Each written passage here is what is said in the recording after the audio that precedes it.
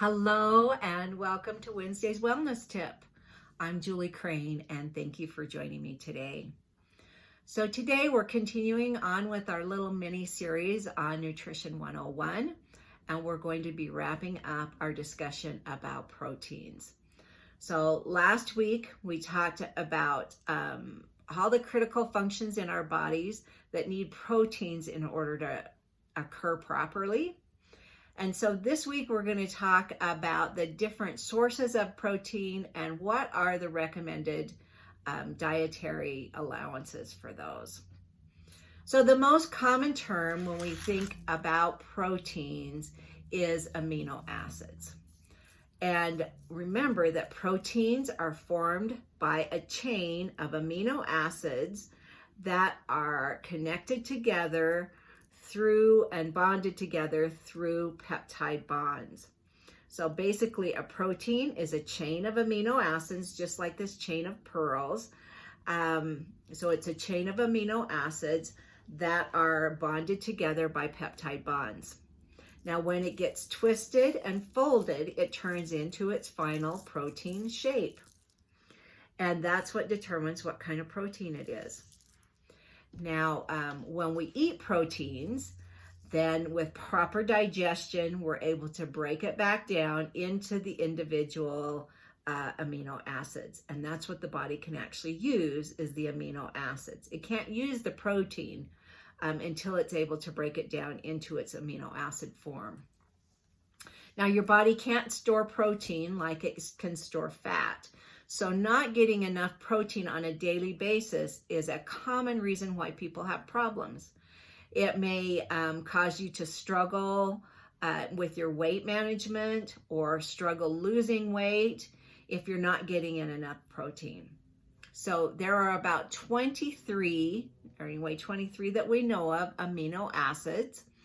And really, it's ideal to eat a variety of protein sources to make sure that you supply your body with all of the amino acids, particularly those that it cannot make on its own.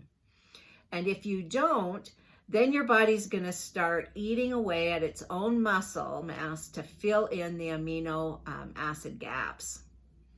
So your body needs about 20 different of these amino acids in order to grow and function properly. Now, while all 20 of these are important for your health, there are 9 that are classified as essential. So if you remember in discussions before, when we're talking about nutrients being essential, it means that the body's not able to produce it on its own.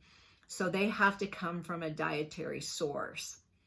So these particular amino acids include histidine, isoleucine, leucine, lysine, methionine, phenylalanine, threonine, tryptophan, and valine. So try saying that several times in a row.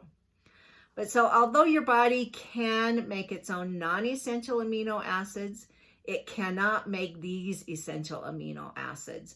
So you have to, again, get them from your diet. And the best source of complete amino acids are animal proteins, such as meat, eggs, and poultry, and some plant sources, such as soy, like edamame and tofu, hemp seeds, farro, which is an ancient grain. These all contain the 9 essential amino acids. So when it contains the full 9 essential amino acids, are the ones that we need to get from food, it's considered a complete source of protein. So let's take a look at some of these sources of protein and start with plant protein. Now, plant protein is packed with fiber, antioxidants, and phytonutrients. The fiber is going to help fill you up, it's going to help you with proper digestion, and it's going to help you feel full longer. Now, antioxidants and phytonutrients are going to help boost your immune system, and so that you can avoid getting sick. Plant proteins also contain healthier carbohydrates that don't spike your sugar levels. But it does require eating a little more variety in order to replenish all 23 of the amino acids that you need. So oftentimes that means combining 2 or 3 different plant proteins in order to cover all of your amino acid needs. So some of the higher plant-based proteins include things like peanuts, almonds, again, tofu and edamame, lentils, chickpeas, spirulina, quinoa, chia seeds, hemp seeds, potato. Now, beans and rice together make a complete protein. Hummus and pita chips make a complete protein. And then there are vegetables that are higher in protein, such as broccoli, kale, and mushrooms. Now, animal proteins tend to contain more of a complete array of amino acids than what plant proteins do. But they are devoid of fiber, antioxidants, and phytonutrients. So they don't provide any of those benefits for us. Now, animal protein, especially your red meats, you may have heard that those are hard to digest. And I want to just kind of explain a little bit about what that means. Dr. Thomas Namey, who is a rheumatologist with about 50 years of experience, explains that proteins, whether coming from animals or coming from plants, are not harder to digest. One is not harder to digest than the other, the actual protein in them. But they do require adequate amounts of stomach acid and normal pancreatic function. So as long as these are both normal, that you have a normal level of stomach acid and your pancreas is functioning normal, you're not going to have any difficulty digesting. But if you have low stomach acid, which often happens as we get older, or you have pancreatic problems such as diabetes or other things, then you're going to run into some issues.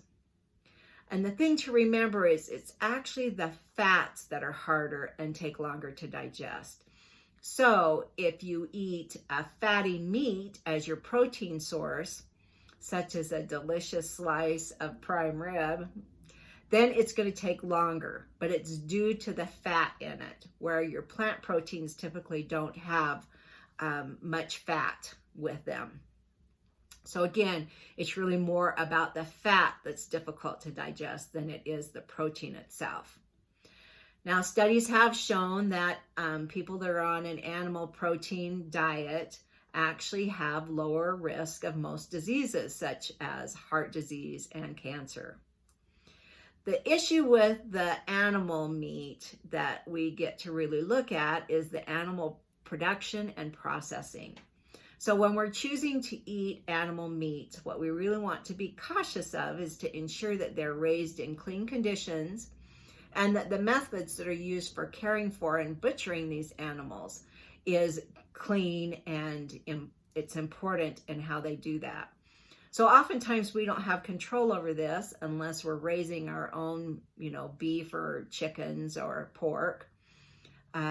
So what's really important is to make sure that we get good quality meat cuts from a dependable, reliable butcher. So you may end up paying a little bit more for that, but what you're going to end up with is a higher nutrient, better quality meat. The other thing we want to do with meats is ensure that we choose meats where antibiotics haven't been used. Now, what happens, well, this is actually an interesting thing that you might be surprised about. Did you realize that about half of the antibiotics that are produced are actually used in animals that are going to be slaughtered for human consumption? So that's a lot of use of antibiotics. Now, the problem with this is that the antibiotics that are in the animal meat are actually going to make their way into your body. But unfortunately, it's at a low amount or a low dose, and it's going to be too weak to kill pathogens. So when we, take antibiotics because we're ill and need an antibiotic, it's at a higher dose that actually kills those organisms. But when you're getting it through the meats, it's a low dose, and so it doesn't actually kill them. But this bad bacteria and other pathogens are exposed to these antibiotics, and it actually creates them to be stronger and more resistant to other antibiotics. So that's where the problem comes into place. And this results in what's called super germs. So these are germs that are antibiotic resistant. So that creates a problem. So we really want to avoid those meats that have been exposed to antibiotics as they've been grown. The second issue is that pathogens from the farm or from the butchering can also make it into your home and contaminate surfaces, whatever surface that you put your uncooked meats on. Then if you touch that later after the meat, is no longer raw, it may be cooked now, but if you're touching those same surfaces, that can create problems with food poisoning. This is when we end up getting sick, is when those pathogens haven't been killed and are transferred onto other foods. So after you eat proteins, your body's going to break it down into these amino acids, like I mentioned, and then it's going to use it for these various functions that is needed, the building the muscle or the repairing of the cells, all those things that we talked about last week. But on the flip side, if we're eating too much protein, it can overwhelm your system and you can develop problems such as kidney problems, diabetes, food allergies, autoimmune issues, cancer, and more. So what about the keto diet? That's something that's been kind of a big thing for about 10 years now, is eating keto. We've seen people lose weight from eating keto. But what exactly is going on in the body when we're eating a keto diet? So what happens is the keto diet will put our body into ketosis. Now, ketosis is a metabolic state in which your body has blood and has a high amount of ketones. Sorry, let me rephrase that. So ketosis is a metabolic state in which your blood has a high concentration of ketones, namely beta-hydroxybutyrate.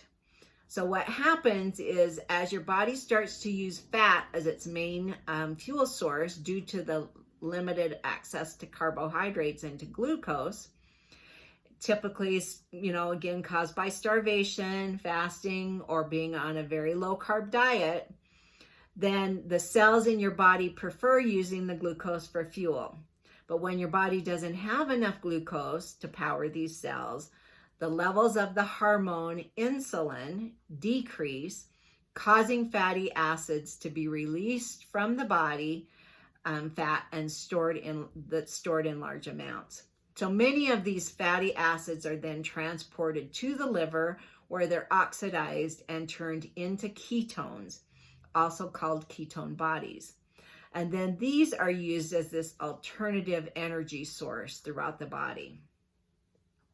So unlike fatty acids, ketones can cross the blood-brain barrier, and then they provide energy for the brain in the absence of the glucose. One of the things that I think is starting to come forward on this a lot of times is many of us have high metal levels, and they're finding that that's creating all kinds of problems. So I'm going to do a future video talking about the high heavy metals content that we have.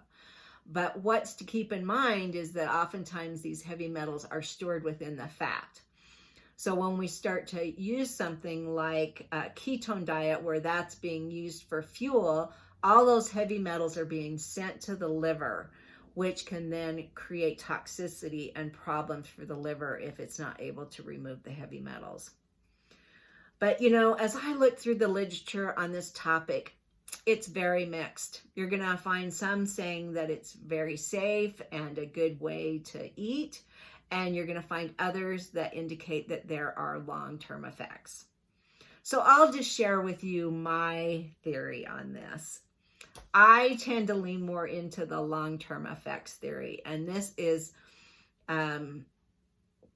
based on concerns about the lack of nutrients that a diet that appears to be kind of nutritionally imbalanced is going to have long term.